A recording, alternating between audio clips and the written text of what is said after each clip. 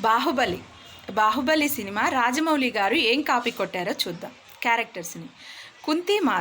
కుంతీమాత చాలా మంచి ఆవిడ. తన సవతికి పుట్టిన ఇద్దరు పిల్లల్ని కూడా తన సొంత పిల్లల్లాగా చూసుకుంటుంది.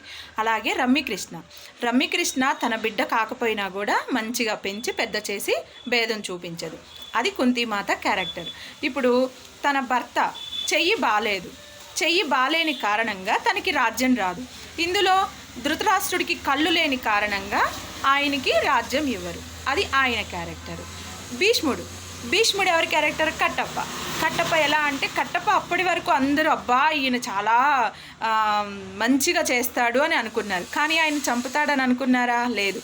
కానీ ధర్మానికి బద్ధుడు, రాజమాత చెప్పిన మాట వినాలి కాబట్టి ప్రభాస్ని చంపేసేసాడు కట్టప్ప. అలాగా భీష్మ పితామహుడి క్యారెక్టర్ కట్టప్ప, రమ్యకృష్ణనేమో కుంతి